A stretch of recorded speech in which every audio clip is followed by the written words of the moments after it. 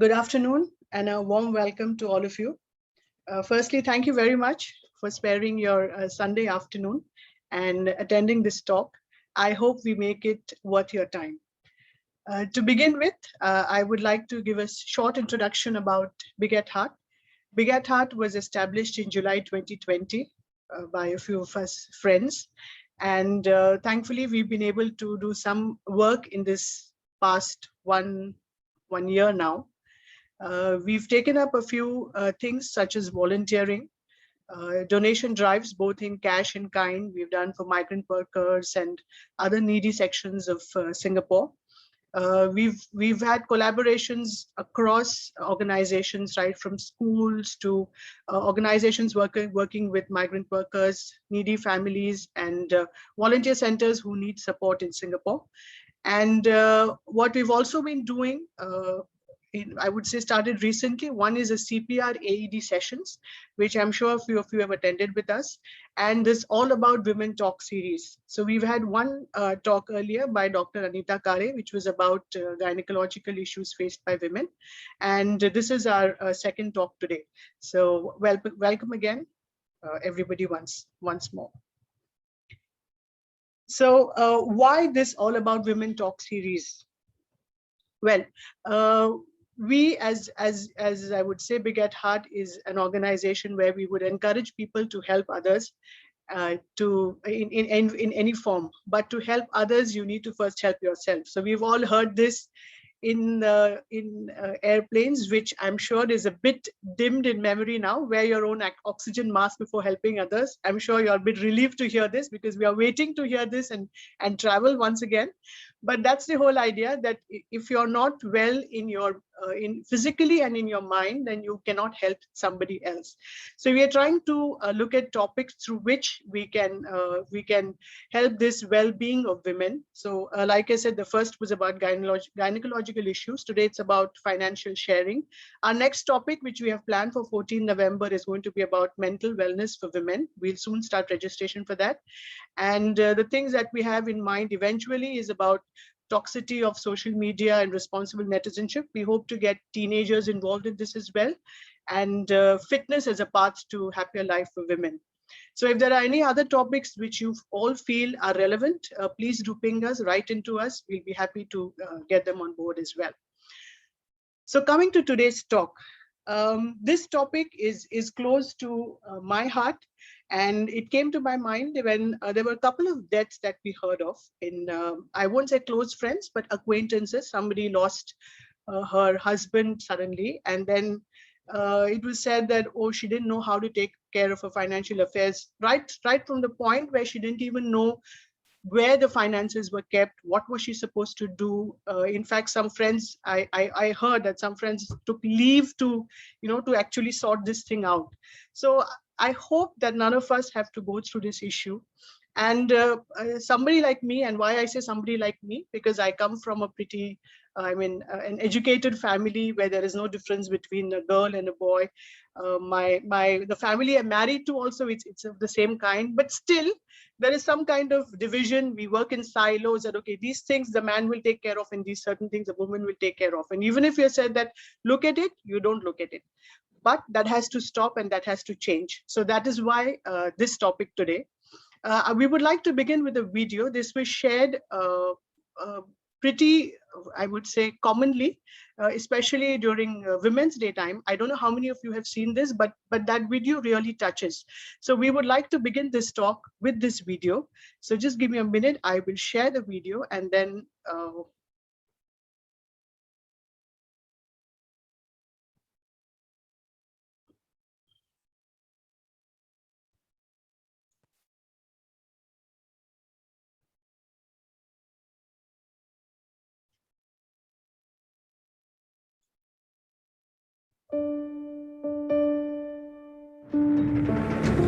Hello everyone. Thank you so much for coming to help us conduct this experiment today. We were of different ages. We were made to stand in a line. Now I'm gonna ask you a bunch of questions. If your answer is a yes, step forward. If it's a no, please step back. Here goes. Ready? Did you learn how to ride a bicycle before the age of 10? Did you learn music in school? Did you take any lessons in sports? And no, video games are not a sport, even if it has the word game in it. Did you learn how to iron your clothes while still in school? Take a step forward. If not, take a step back. If you can make tea or breakfast, not just for yourselves, please step forward. If not, take a step back. In the beginning, I think the questions were more general. People were still going forward and backward. Questions like, it was funny to see the cooking question. There were a lot of men who went ahead and there were women who were going behind. Do you usually make all the household bill payments yourself? Do you know the circle rate in your area? Do you know the price of gold today? Do you know the exact breakup of your salary? As the questions unfolded, the stark difference came out visibly. Do you know the details of the financial documents you're asked to sign? Have you bought a vehicle in your own name without consulting anybody? Have you bought insurance policies unassisted? Do you watch or follow the budget?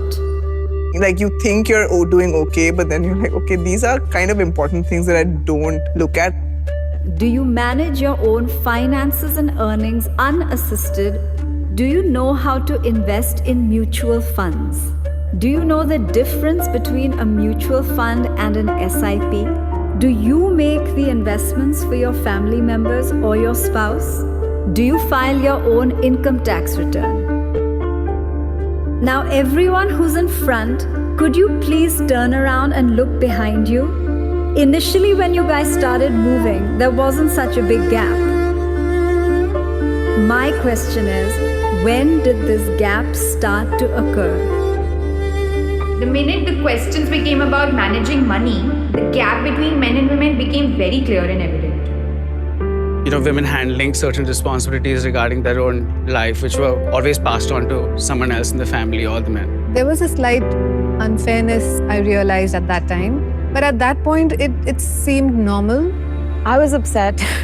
I wanted to be at the front of the line. It's like, why don't I know this? Why am I not confident enough to say, yes, I am able to understand this? It was quite an eye-opener for me because I always depended on the men of the family to take care of my investments and, plan my future. I felt that obviously men are more into it than women. So eventually I did expect the gap to be there. Over the years growing up, there were certain very traditionally masculine tropes that were assigned for him and certain traditionally feminine tropes that were assigned for me. For women, it's practically debarred to learn to know and to focus on money. I wish I had known from the beginning of my childhood and kind of thought about that I would be doing so much better. Just actionable measures is what we want, really.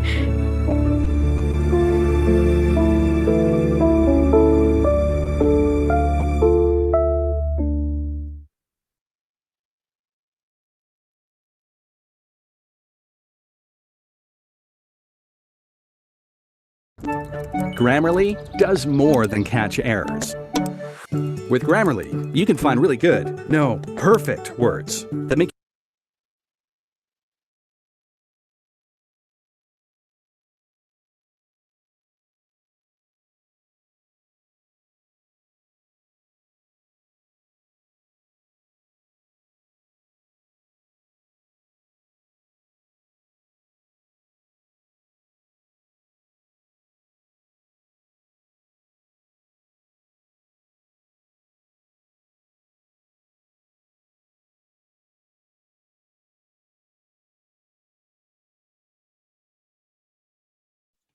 Sorry, thank you, Naveen. Yeah, so what was said at the end of the talk, where we need to separate gender and financial literacy, that's kind of the motive for today's session. Again, we are not going to be, let me start my video.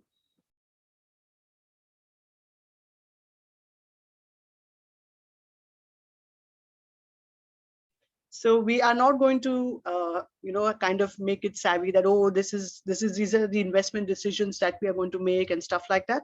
But what we plan to do is at least bring in this awareness about financial literacy for yourself, and then eventually you pass it on to your daughters and the next generation. So it is now time for me to introduce speaker for the day, who's a dear friend, Gautam Marathe. Gautam is a corporate banker with over 15 years of experience, not just in Singapore, but he's lived in major cities of the world, including Mumbai, Abu Dhabi, and in Singapore, of course. He's a chartered accountant from India, has completed his CFA as well. Being a chartered accountant, he's still interested in theater and is very passionate about it. On personal finances, Gautam is a fan of compounding and believes that protecting wealth is as critical as creating wealth. So over to you, Gautam. Thank you very much, Asmita. Let me just, first hear some feedback from you. Am I audible? Yes, you are. Okay. My apologies if there are any disturbances, such as wind sound, any other sound, because I'm outside. Unfortunately, I had to step out to take this call. And second question to Nalini is this presentation on screen? I can't control it, right? You can control it if you take the remote control. Okay, fine. But just help me. I don't know how to use this. Yeah, I'll control it for you. Sure. Yeah, great. Thanks. So thanks a lot, Asmita. First of all, hello everybody.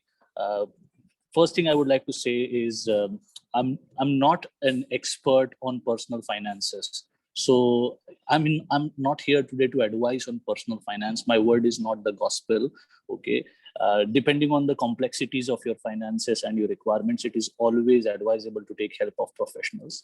Today, what I'm trying to do is just be a friend to give some practical tips of the issues that I think we all face and the best way, in my opinion, to solve these issues, right? So, while we move on to the first slide, why do we need this topic? Let me start with a very interesting story. I saw this clip on YouTube some time ago, where a man who's living in Delhi on Indian CNBC, asking experts that his grandfather, who used to live in a village, suffered stroke and he's paralytic, he's bedridden. Therefore, he's got them home to Delhi. And his grandfather, some 35 years ago, purchased some 20,000 shares of MRF Limited. Now, these shares are in physical document form. They are not dematerialized, and the deadline for dematerialization is long over. So the experts advise him as to how can he dematerialize and how can he go about selling that. But the funny part is the guy who wasn't even aware that his grandfather had 20,000 shares of MRF Limited, the value of those shares was 130 crore rupees. That's about 18 million US dollars. And this is few years ago, maybe 6-7 years ago. Today, probably that value has doubled. Now, this is a funny story because the sum involved. But just imagine if the guy never knew that his grandfather held these many shares of MRF Limited. What if his grandfather never passed on this information to this person? And that's the driver. That's the thought. That's when I realized that how important and how critical it is to pass on the information to the next of your kin about where your wealth is and in what form and how to access that wealth. So that's a brief background as to why this topic. Now, with that, can we just move on to the first slide, Nalini? Thank you. So as I said, in good old days, what used to happen is we used to have a lot of paper trail of all the investments that we keep. Not many options were available. Probably we've all have seen time where the investment options were probably FDs, provident fund, some form of shares in actual share certificate forms, and that's it. So if anybody in the family passes away, all the elders in the family used to come together, sit down with the file, and then assess what exactly that person has left behind. Now, in today's world, what is happening is all of us have become very, very tech savvy. There's no paper trail. We rely heavily on digital currency. Most of our money, our wealth that we work so hard to earn and spend for ourselves and pass on to our next generations is all encoded in digits in some server. All of our net worth is in ones and zeros in some data center in the world, and that can only be accessed if you know the password, right? So just imagine a scenario that something happens to you and nobody knows where this money is, right? No paper statements. This all money is digitally encoded somewhere. To access this money, most of the places you have biometric login systems, which are slightly complicated. For security reasons, they're required. But in case of sudden eventuality, that information is lost. Another important factor that we fail to kind of realize is that in good old days, there was a lot of personal touch to banking and money matters, right? Except for probably very ultra high net worth individuals, most of us these days do not rely on a very personalized service of a banker for managing our money. Especially in Singapore, for example, if you're back in India or in some other countries where service is paramount, you will still have your, friends or colleagues, ex-colleagues, people you know on the other side of the counter in Axis Bank, in State Bank of India, and Bank of India of the world. But in Singapore, it's completely detached. There's no personal touch with the bank at all.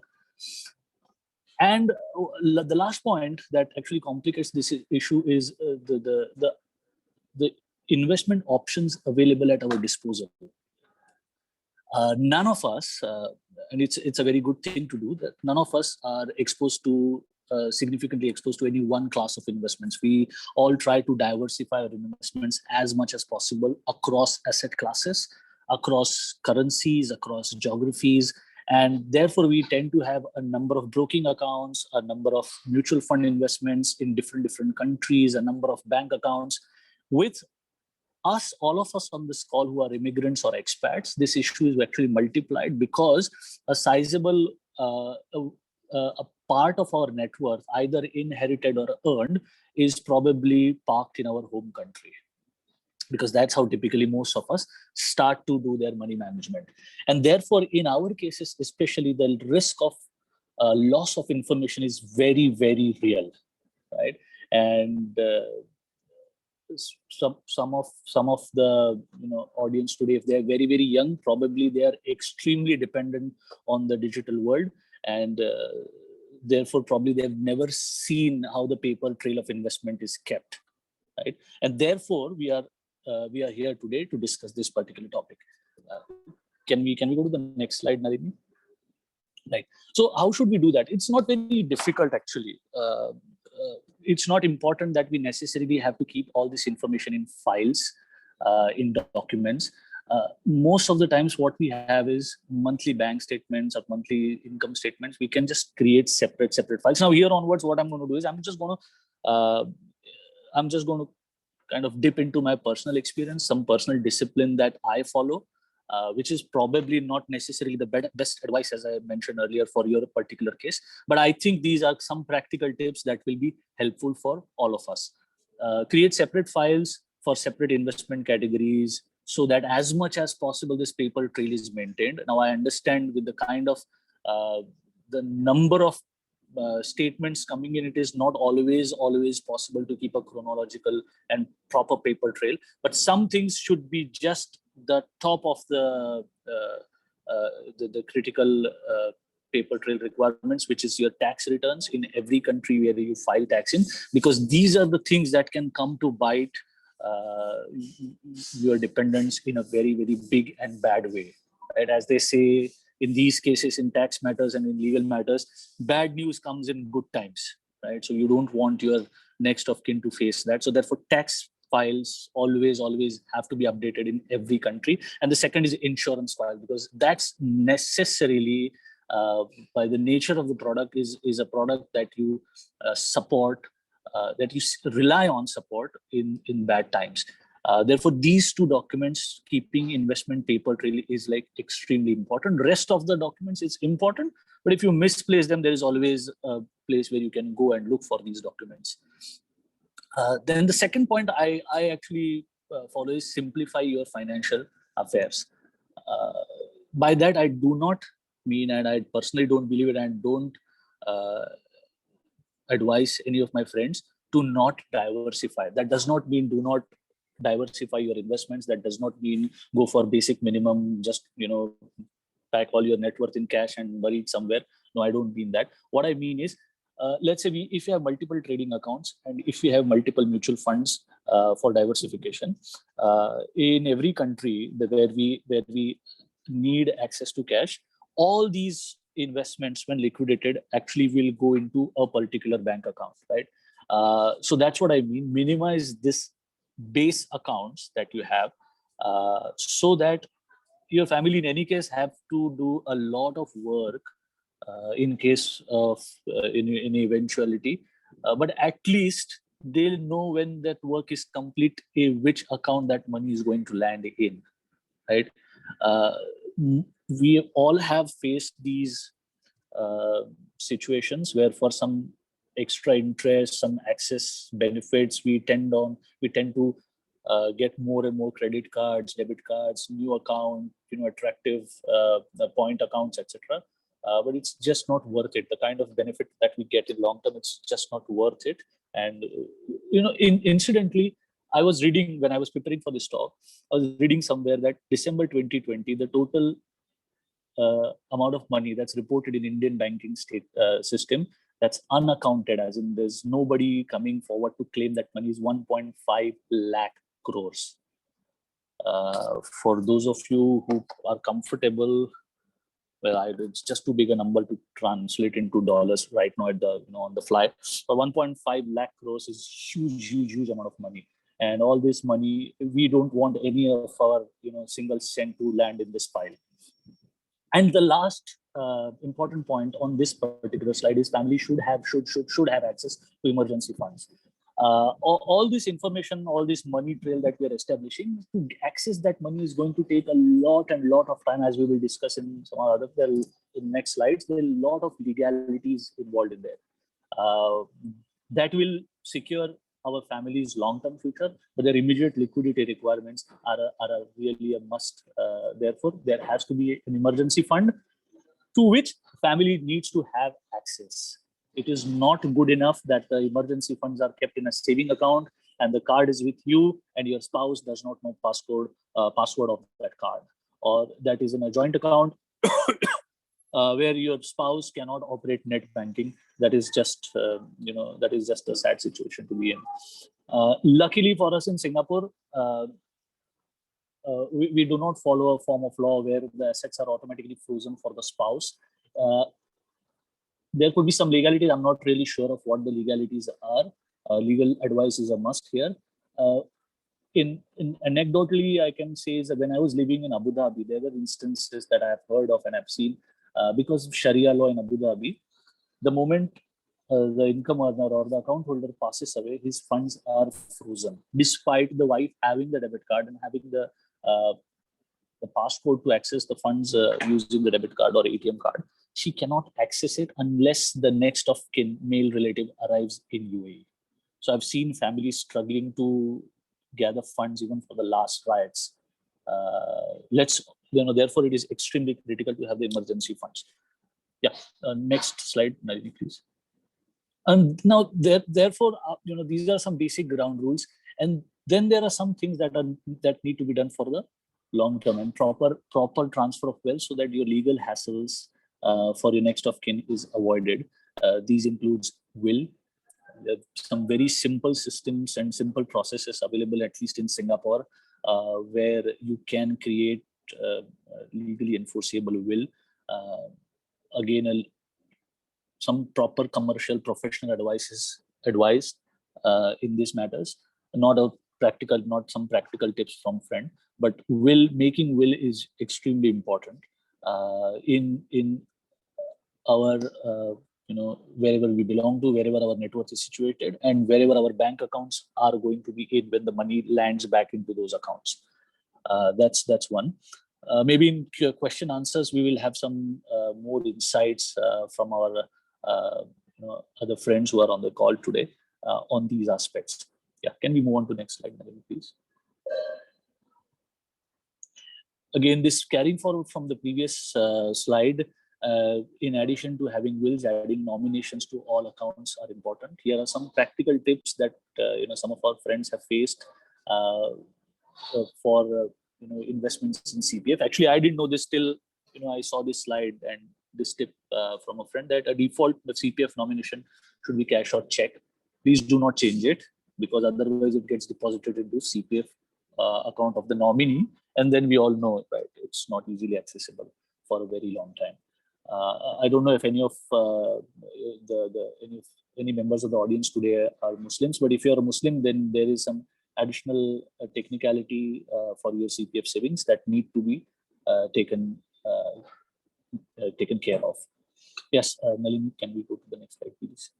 Yeah. So now, again, coming back to some of the things that I do, and not necessarily practical in everybody's case, but to the extent possible, we can do that, is sharing as much as possible, right? Keeping paper trail, we discussed about that. We can keep it accessible to the family, have multiple keys, a number of locks to the lockers, have joint accounts as much as possible, so that either or survivor can access those funds.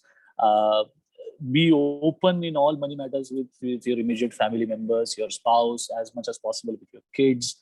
If to whatever extent you want to divulge numbers to your kids. Of course, in my personal case, my kid is 14-year-old. I don't divulge numbers to her. I don't divulge passcodes to her. I don't, freely give her credit cards. But I try. I don't know how much she understands, but I try and discuss these matters with her. I try and discuss these matters all the time with my wife. She obviously has all the details. One more thing, most of us nowadays, we follow kind of active lifestyle, wherein we go on treks, we go on couple tours, we leave our kids behind at some safe place and then go. In a worst case situation, in an eventuality where both husband and wife face any kind of peril, I firmly believe that there has to be a trusted comrade apart from our immediate nucleus family who at least knows where this wealth is. What I do is sharing numbers probably is not advisable. I'm not very comfortable with that. I'll share as we go along. I've prepared a simple template for my immediate family, 2 members of my family, who at least know the basic stuff of where they can find the wealth or net worth that I've saved for my children, or child in my case. So that, as I said again, this will still maintain the secrecy. They will still need to do a lot of legal work. There's a lot of footwork involved to access these funds, but at least they will know. With good intentions and with right resources and help, they can at least access that information, which is extremely important and which is probably the whole point of today's conversation and discussion. Right. Nalini, can we go to the next slide? Correct. There are some other tips. These are not exactly information sharing tips, but these are generally tips for your financial well-being. Check your insurance coverage with your advisor. Do not ever take insurance coverage lightly. Do not ever think that, I don't like this insurance, therefore it is okay to continuously keep on switching to other insurance companies. Do not ever think that these riders and these critical illnesses are too complicated, therefore it's not important. So actually, it's not actually even for our kids or our next of kin. The disability and critical illness riders for us. Forget about our next of kin, etc. But these are generally some financial well-being tips that we thought are useful for today's presentation. One important point on the first point that I actually missed to touch upon is there's some very famous WhatsApps floating around that the kind of information that's stored in our WhatsApp messages and what happens if it falls in the hands of our spouse, etc. But just think of the kind of information that should actually be falling in the hands of your spouse if anything happens to you. We have money stored in, not large probably, but money stored in so many different accounts, Grabs, Gojeks, your cards, this thing, everything is locked by passwords, right? And these passwords need to be kept changing. There are different email IDs we've created all our lives, and if all these email IDs are separately linked to different bank accounts, just imagine the kind of mess the spouse will have to deal with, right? Therefore, it's extremely important to have your gadgets synced with the rest of your family members in terms of passwords, etc. If you want to lead a personal hidden life, my advice is that do not keep any financial stuff on that personal device. Okay, next slide. This is the template I was talking about on this slide, which I personally used to share with some of my relatives outside the nucleus family group. This is nothing but a simple statement that gives details like passport number, PAN number, NRIC, date of birth, which bank accounts, account numbers, branch, what trading accounts, what mutual funds, which bank accounts these trading funds and trading accounts and mutual funds are linked, what are the statutory investment accounts like CPF or say NPF in India or PF in India or such other statutory investment reserve in your home country, insurance policies, the name and number of your insurance advisor, so that if anything should happen to you or your spouse, you can call them up. Sometimes we also take investment or insurance policies in names of our kids because the premiums are low and these are good fixed investments, fixed income investments. But it is also then important to keep a note somewhere as to how much premium is to be paid on what dates and if there is any other insurance advisor for that. So just a simple, very basic slide that I personally follow. And on the next slides, we will see slightly a different version of these information templates of what my family should know. You can, when this presentation is shared with you, you can go through these details at leisure. These again cover very basic things of generally that we encounter for that we have to share with our family members. So that's basically it. We come to the end of this very brief, quick presentation. As I mentioned at the start, this is not a professional advice. Depending on complexity of your own finances, you need to have a professional or legal advice wherever is required. These were just some friendly, practical tips. Any questions and answers are very much welcome at this stage. Once again, the questions for which I don't have answers for, we have Asmita, we have Nalini, Mrunal, who's also kindly joined us today. They will also be helping us to answer these questions.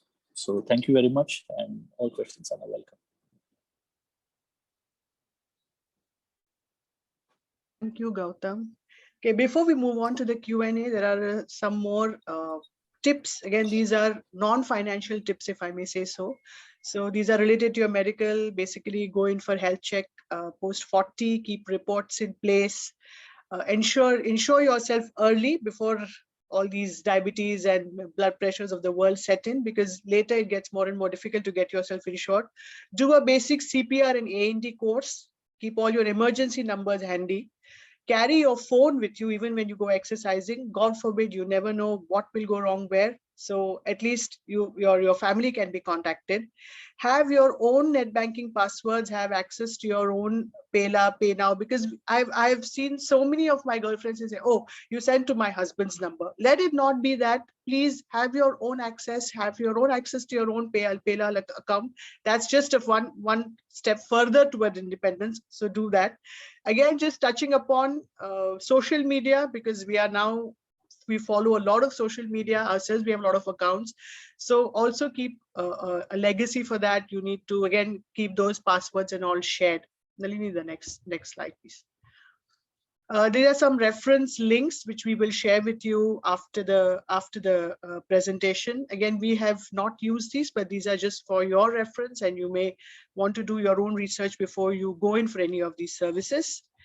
And another list of paper documents which you should have kept either in an e-format or in a physical format would be the birth death certificates, passport, wills, marriage certificates, divorce decrees, if any, social security cards, which don't apply to Singapore per se, adoption custody papers, if applicable, citizen and naturalization papers, if applicable, military documents, if applicable, diplomas, transcripts. So basically, again, like I said in the beginning, the purpose of this talk is to create awareness about what all we should be doing. Keep forever tax returns, which Gautam mentioned as well. Real estate records, records of purchase, remodeling, selling, annual medical checkup records, stocks, bonds, basically your investments, keep for 6 years, product receipt, store until the item is scrapped or sold. Well, it's frankly a bit difficult, but yeah, if we can do that, that is good. We can now move on to the Q&A. As Gautam mentioned, we have Mrunal with us today. Mrunal has been living in Singapore since 2000. She's a chartered accountant by education and is a mother of 2 daughters, 13 and 16 years old. 3 years ago, Mrunal and her husband Mandar, they shifted back to India for Mandar's profession. And unfortunately, Mandar was diagnosed with vasculitis and he passed away within 6 months of diagnosis. So Mrunal had to deal with a lot of things. She was aware of everything, so she could manage relatively well. But there were surprises on the way, and there were things which she had issues in handling. So Mrunal will be happy to share her learning and experiences with you all as well. So thank you, Mrunal. And Gautam, of course, is there to help with any questions that anybody may have. So Mrunal, would you like to say anything, or can we go to the questions if there are any? Thanks, Asmita. I think we can go to Q&A. Sure. Yeah? So if there are any questions, people, please put them in the chat box. Again, like we said, our objective is to create awareness about what all we should be doing in terms of financial independence and financial know-how for the family and for our kids mainly, so that the spouse is not stuck in terms of an eventuality. I would like to highlight 2-3 things because we've been talking to a number of people before this talk.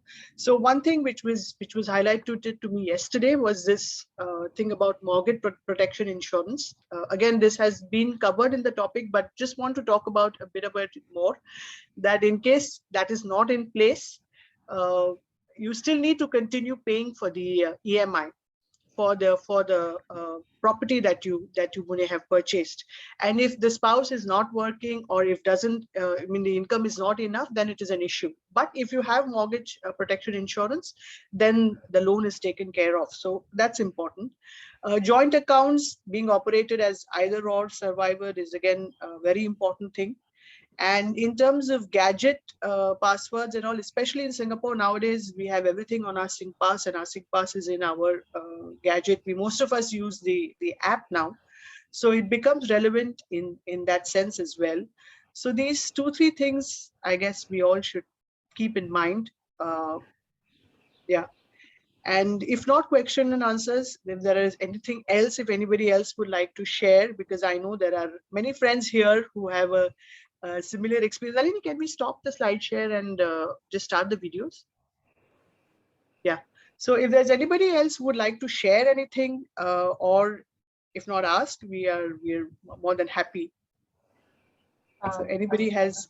I have received 2 questions directly to me by Anita. Anita has asked, we said that the gadget should have, you should have access to the gadget and SingPass.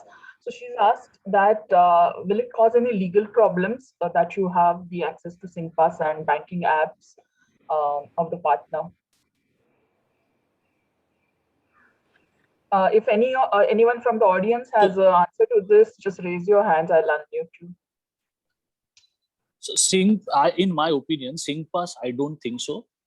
As in, I don't know rather, but banking apps, I don't think so. I mean, it's anybody who has a key to that locker can operate that, as long as you're not signing any checks, right? If you're using your spouse's card or online account with his or her permission and full information, I don't think there are legal implications there.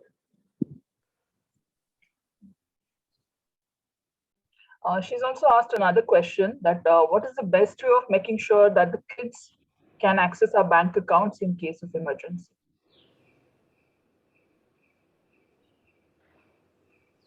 No, in my personal opinion, again, giving all the access information to kids is pretty dangerous, right? Because of there just read somewhere that there have been instances of kids being coerced into divulging information about their parents.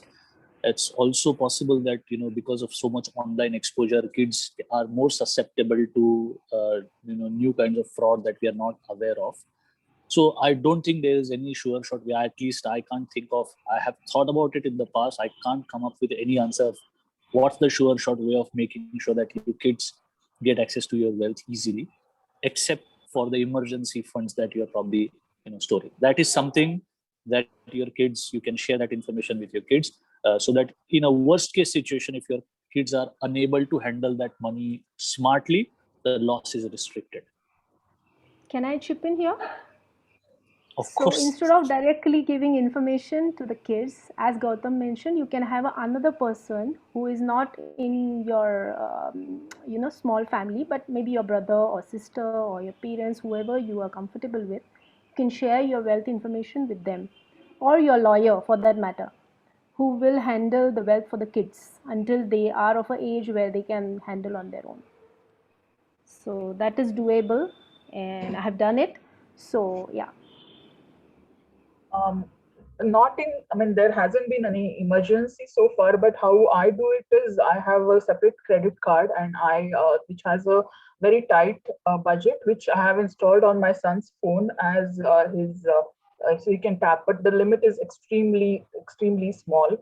Also, he has a Grab wallet. So there is something called Payla for kids, or Grab wallet for kids, where you cannot transfer money, and only a parent can transfer money. So you can find out so the world is understanding that the kids are on the go, and we are not very comfortable giving a lot of cash to them, and everything is in the e-format. So even financial institutes are coming up with something creative. You can keep an eye on it and limit the amount of money. It again depends on what is the age of your child. If the child is above 18 or 21, then you would be comfortable in sharing your bank details, or even having a joint account with them, and giving them the ATM card or the debit card to your entire account. But it is completely up to the comfort and the responsibility level of your child. There is another question by Anita. Have we answered your? Do you want to? Let me unmute you and ask you.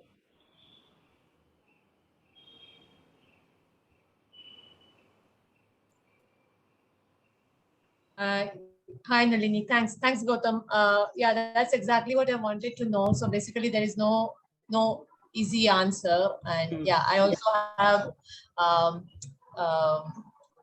misgivings about telling too much or giving too much access. Yeah, thank you.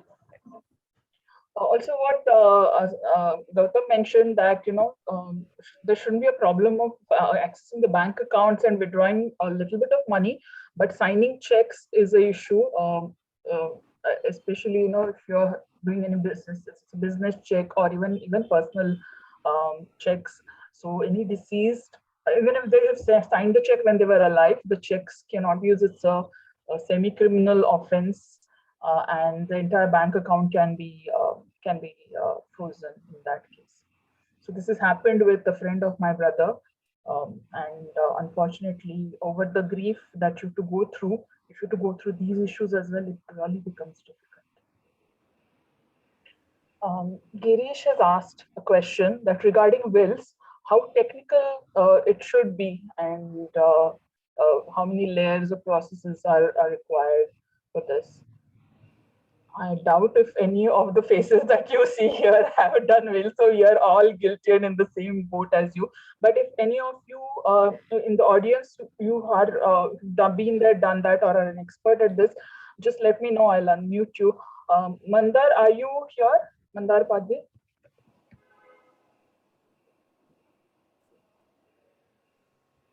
Yeah, hi Nalini. Hi, can you answer this? I think you are the best person around who can answer this. Can you just repeat the question, sir, again, so that I can?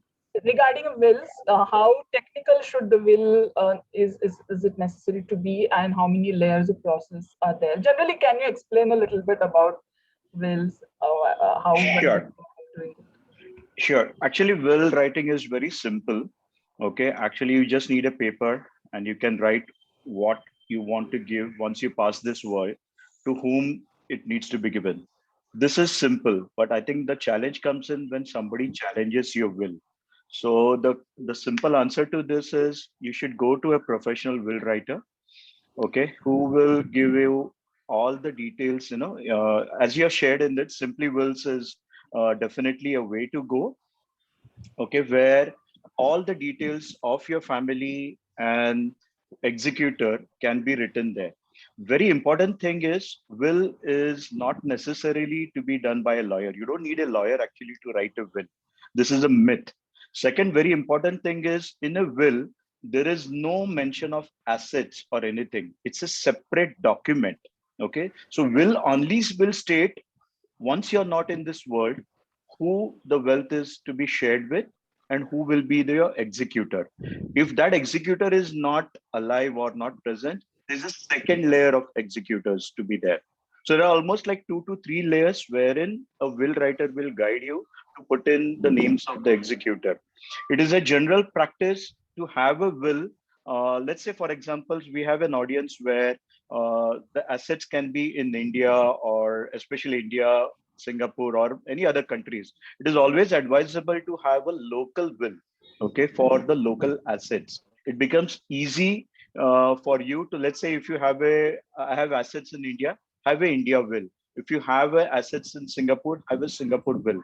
There's one more thing to on top of this. You can have a universal will, which you can write in Singapore. Since we can't now travel to India because of COVID and all that, if you want to do a immediate work, you can have a universal copy, or it's like a global will copy, you can say, wherein you can state that this will take care of my assets in different countries. You can do that also. And always when you write a will, just say that this will precedes over my earlier will, so that if there are changes you want to make or certain things which you have already made into will, this this will proceed over your earlier wills.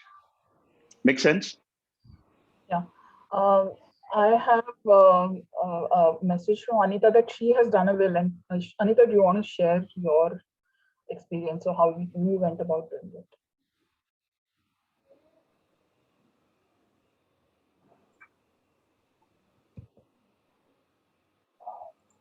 Yeah, you can unmute yourself.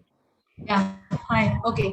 So yeah, we have done a will, both of us, and like Mandar said, you don't need to specify your assets. So it's all encompassing, including the real estate as well as your bank accounts and everything. So it can be all encompassing, and you need to mention how you want it split between your kids or other family members and choose 2 executors. You don't need a separate will in each country. That's what I was told by the lawyer here when I made the will. So it includes all my assets locally as well as wherever in the world. But you do need to have executors, and it's better that everybody is not from the same family. And yeah, you need even for your beneficiaries, it is better to have one or more than 1 layer. So if I was to be survived by my husband, or if both of us were to be survived by my kids, or all of us are involved in demise together, then who will be the next beneficiary? And it is also good to mention, suppose we were to pass away when the kids are still very young, then you need to mention at what age you will want the control given over to the kids. And once that will is registered, actually, that's all that is there to it. But of course, the CPF nomination still needs to be done separately, because that is not a part of the will. And I'm not sure, just now I got this doubt in my mind about the bank accounts, whether we need to, because Gautam had mentioned something about nominations for the bank account. So although my all assets are included in the will, I would like to know a bit more about what he meant by nominations for the bank accounts. So Anita, when you open a bank account, typically every time they ask if you want to nominate a person to as a nominee for the bank account after the bank account holder's demise, right? However, in every country, the legal ownership of this and legal validity of this nomination is different. At least in India, what happens is if you're nominated as a nominee in your account opening form or any time later, it does not necessarily straight away give you rights to open or operate the account, but at least it establishes a claim that you can go and complete the procedure with the bank to start operating the account. If the nomination is not there, then there's some extra layers of process that you have to fulfill to start operating the account. I guess Manjeri also has some input regarding will. Manjeri, you want to unmute yourself? Yeah, hi. Hi everyone. So basically, we got my father's will done. So I just wanted to highlight a couple of points. Just Mandar has rightly pointed that we don't need a lawyer to do a will. As long as it is not going to be contested, it's still a valid will.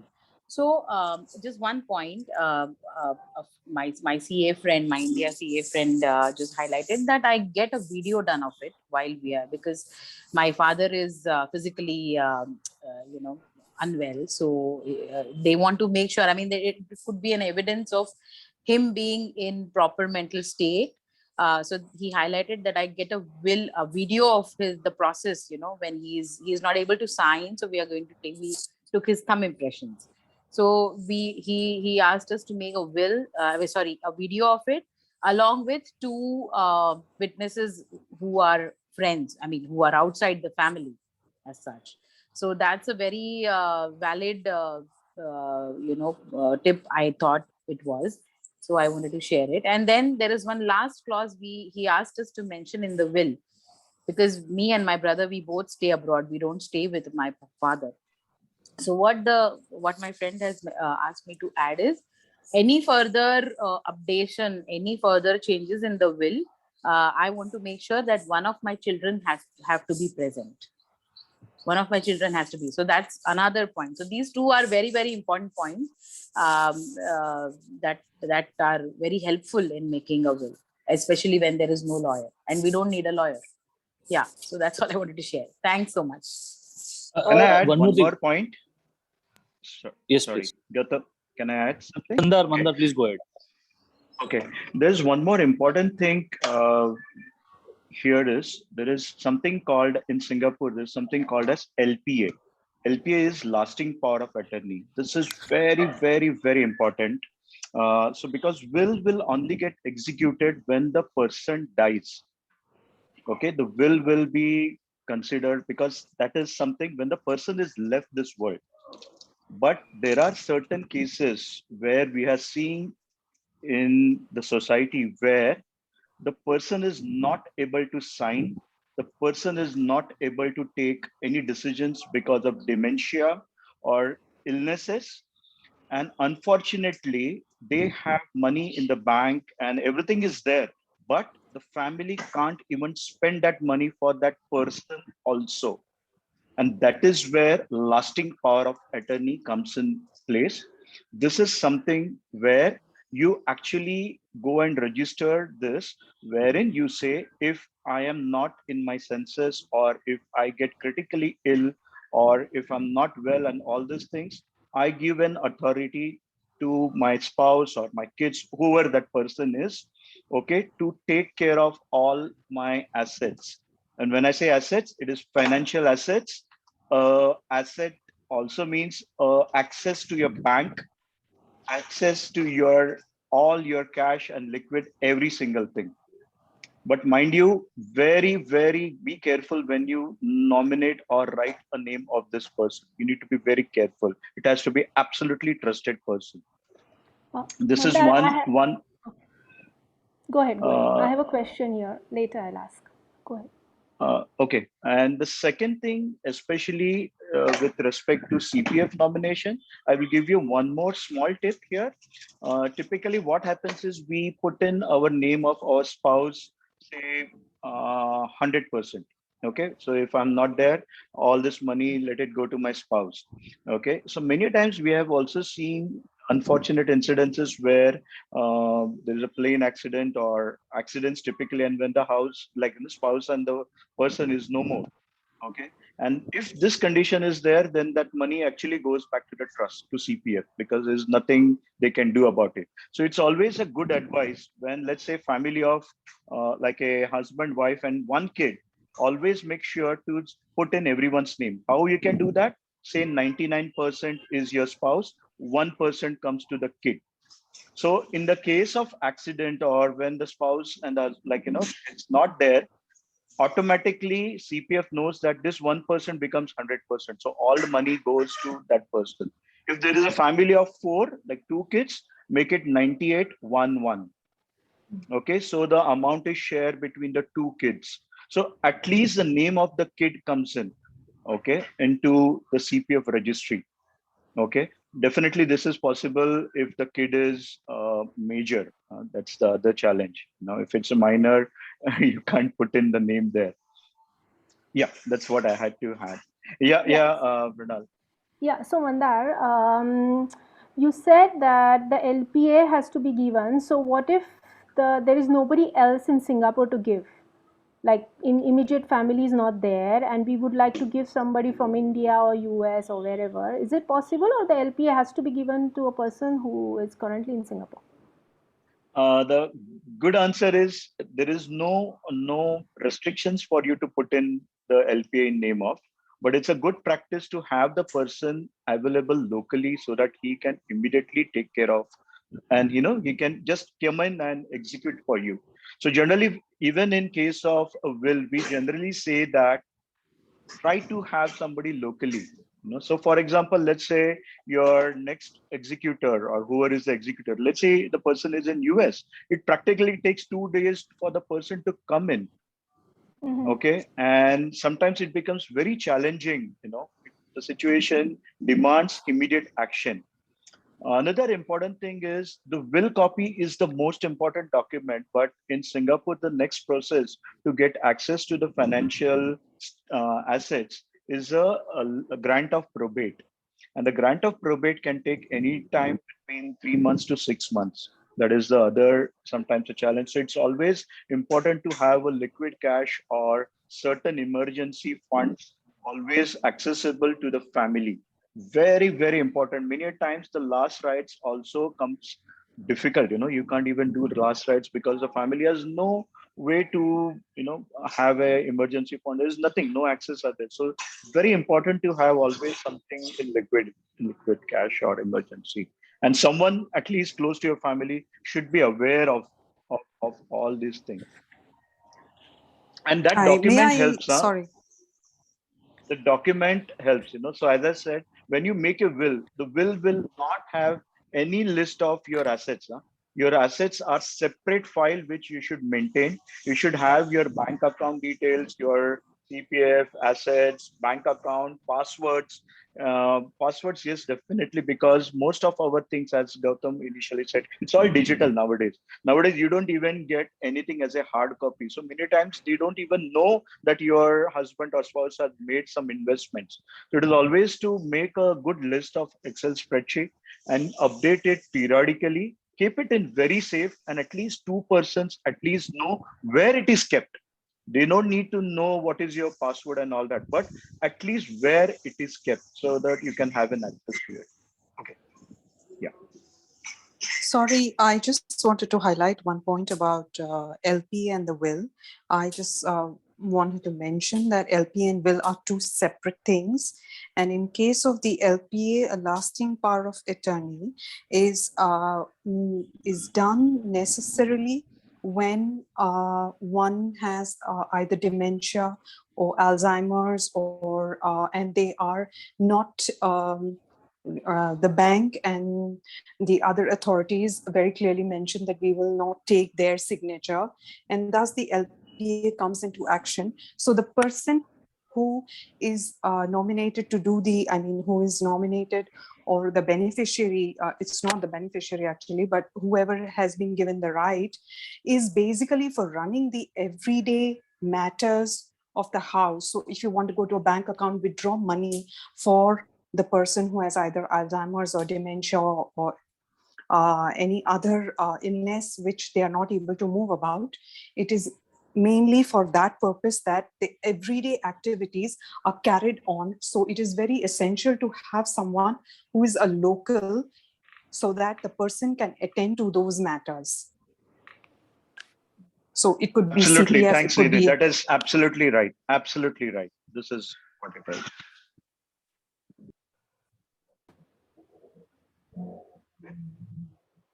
I think a lot of discussion is happening around will, because that looks like an area a lot of us haven't. We understand that it's very important, but we haven't really done and been there, done that, and have experience of it.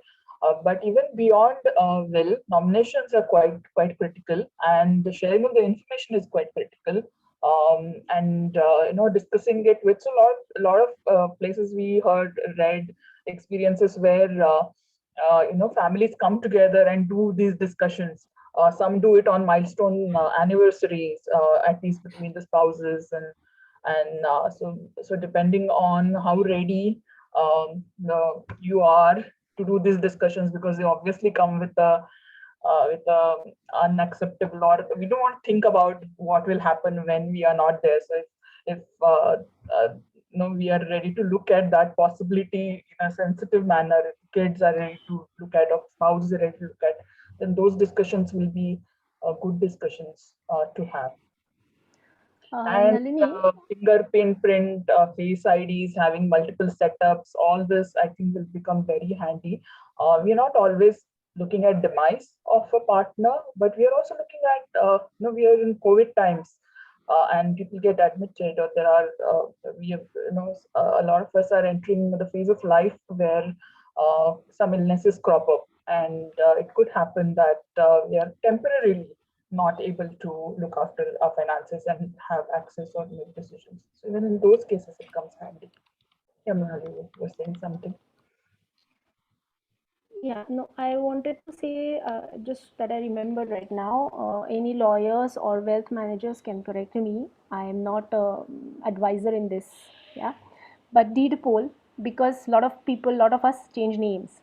So here is a funny story about Mandar. I don't know why he did it, but he removed his father's name when we, Gautam knows this.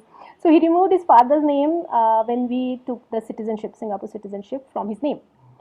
So because of that, his name was not there, and his name was different than what his name is in India. Yeah, because in India it's compulsory to write your middle name as your dad's name. So I had a lot of issue with that because the passport is in different name, Aadhaar card is in different name, and then thankfully, because when we took citizenship, I had done a deed poll for him, and I had the copy of it, that these two people are the same. So I had taken a notarized copy of his deed poll, and I had it in my custody. So it was much easier to access his provident fund in India. Otherwise, I had to go to a lawyer and get a lot of stuff, and it was very difficult to do it after him. So just wanted to mention, because many women also change their names, and we always have our original salary accounts and childhood accounts in India, whereas we change names and then we don't have any documentation of it. So anybody can, I'm not sure how it works, but just wanted to add this. Bhanu has some points to add regarding will and guardianship of kids. I know you want to unmute yourself and add. Yeah, hi. Thank you. That is such an interesting and useful talk. I have heard one like this before, but you learn something new every time. So I just wanted to share that when we did our wills, we took care to include details about guardianship for our kids, because the younger one is still a minor. So I think, should in the unfortunate, or, God forbid, anything happen to the two of us, if all the money goes to the kids, but they happen to be minors, then who's going to manage the money for them? Who's going to be the guardian who will take care of that money on their behalf until they attain majority? That is something also that needs to be mentioned in the will, so it could be an uncle or aunt or grandparent. I mean, ideally an uncle or aunt, a much younger uncle or aunt. So we did that. Yeah, we took we put in our siblings to handle that. So as a guardian, as well as to specifically manage their money till they attain maturity. So I just wanted to mention this is an important point to include in the will. Thank you. Can I add one more point? Yeah, sure. Okay, so here is when I generally help my clients to execute their wills and all that. There's one very, very important point again, which may be important for our others. So that's why I'm sharing this. So what happens is when you pass, all your wealth is given, let's say, to your kids, and then kids get married. Okay, and many times we pass on our house as an asset, immovable assets and all that. Typically, in a case in future, if there is a case of unfortunate event like a divorce, okay, and that is a time actually the spouse becomes 50% owner of all your assets. Okay, and here is the clause which I help my clients to put in, that when the wealth, which is like a family asset or a family, what I can say, immovable or movable, whatever is passed to the son, when he inherits that, in case of unfortunate incidents of a divorce, the spouse, the spouse will not have any access or rights on the family properties or assets. We are seeing a lot of divorce happening in these days, and many times it is a planned divorce, meaning the person gets married specifically to get what you can say, portion of the assets, and see, end of the day, we do all these things to protect our wealth, right? So this is one of the points which we generally tell, especially when the bets are high, to ensure that only the person's personal assets are shared. Another thing also, here I would like to make a point. Please, please, please, when you are alive, don't give all your assets or a key to your locker to your kids, however good or bad they are, when you are alive. Please, please. When you pass, then only let them have an access also, because till you are alive, you need to have some or the other money for your expenses, be it whatever those are. So please don't be very generous and pass on all your assets when you are alive. Sorry, I need to be hard, and it is bit. Even I'm very emotional when I say this, but you have to be practical. And as an advisor, I will do every single thing to ring fence all my clients' assets. Thank you. That's a valid point. But I also remember this whole talk is not just about the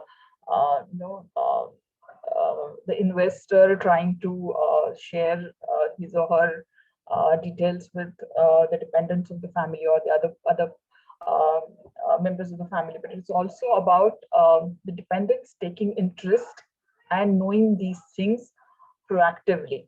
I think that's a bigger premise here. And another point that we don't touch upon, and I remember you and me talking about this, that it is not always that women who are left struggling, but it also happens vice versa. Sometimes the woman knows more, and there are things like the gold, the jewelry, the cash, the locker keys, which are actually the woman in the house knows about it. And you had quoted example of a few friends, right? Yeah. Where including the children's birth certificates, their school documents. Yeah, that's all. I don't think so many men know of it, where it is kept. It depends on, it is not like, let's not generalize and be genderist, Yeah. as children would call us, but it kind of depends on the person, but sometimes the organization of the house is done by the woman, and the men have no clue whatsoever what is kept where. So it can happen either ways. So yeah. Any other point or any other question anyone has, you can just unmute yourself and pitch in. If there's nothing else, before we close, I want to give a very interesting and fun tip so that everybody, the person who's making that file and the person who should know about this file is interested, right? That to keep that interest alive, there's a very fun thing that everybody can do, is that simply whenever you update all your information, right, just create a simple row with dates of your total net worth.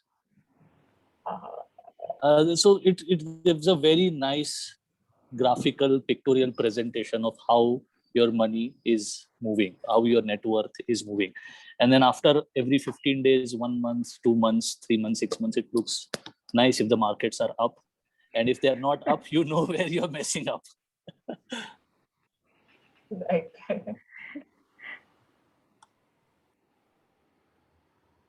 Any other question? Any other input? Inputs are also welcome. You all must have heard a lot of examples. Nalini, I have two things here. Only Facebook has a memorization setting. Instagram and LinkedIn doesn't have. So please get the passwords from whoever and or keep a same password, because other people can hack it and use the accounts for, I don't know why. Everybody had advised me to close it, that people will hack it, but I don't know why will people hack anybody's LinkedIn account, but maybe. So LinkedIn and Instagram doesn't have it, the system of memorization. Yeah. And Facebook memorization works in two ways. So you can decide that after you pass away, whether your account should be deleted or it should be converted into a memorial account, and who should have the access. So the person whom you want to give the access should also be on Facebook. Otherwise, you can't get the access. Hitesh is asking that do you suggest any secure location for keeping all your passwords? Any IT whiz here who do it? So what I use usually is I store all my passwords in Google Chrome, which is there obviously. Then hacking and all possibilities are there, but then by taking that much risk, and there are I think professional password keeper that you can pay for and get, which are more secure. Is it prudent then to have a physical document in that case? The old style under lock and key types. Yeah, but so much stuff in our houses.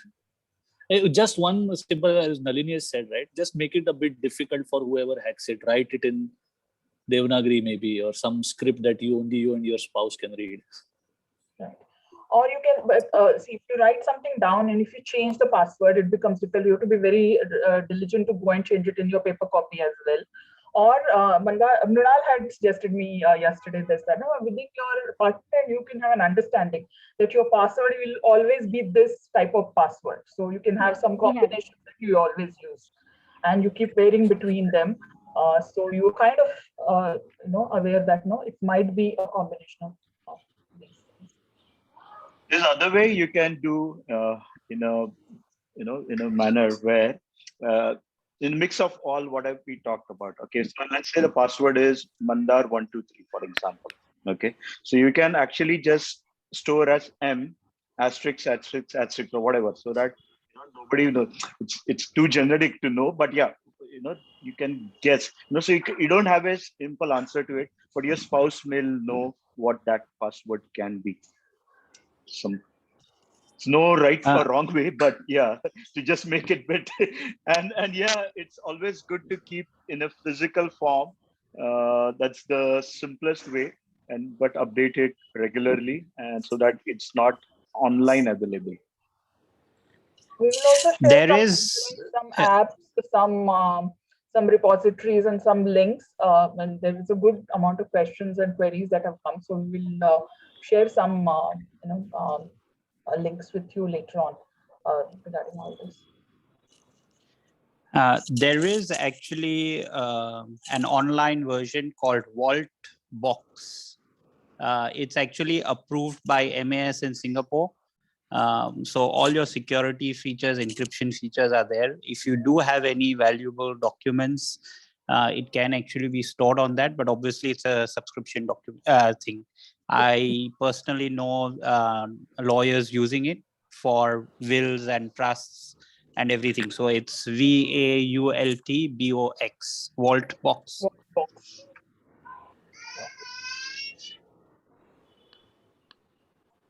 You want to? Thank you. Yeah, that was useful. Yeah, so I think we come to the end of the session. I must thank Gautam because we were just sitting at his place and I said, I think we should do this kind of a talk. And he said, yeah, I'll do it. And then he followed up with me, what happened? You were going to do that talk, let's do it. So thank you for the interest shown, Gautam, and then the time and effort that you put into this. Thank you, Brunal, for coming in at this. And, it's a very special, we feel very special that you're here today. So thank you very much. Once again, thank you to all for spending your afternoon and time with us. Again, I hope we've made it worth your while. Before we end, our next upcoming talk is about mental well-being on 14 November. And we are doing a CPR online training on 21st November. So please do enroll once the registrations we open up. We'll be opening them up soon. And yeah, to end, I'll just say, I remember when my first child was to be born, when we went to the gynec, they told us, okay, you have to keep the bag ready and, keep everything ready. And then you don't know when you need to go to the hospital. That was a happy bag. So I guess we need to keep this kind of a bag ready every time with our financial information, because we don't know when we will need it. Our spouse might need it, our kids might need it. So let's just all be prepared and keep sharing with each other and the family. So thank you again, and hope to see you all soon. Thanks, everybody. Bye. Thanks. Thank you.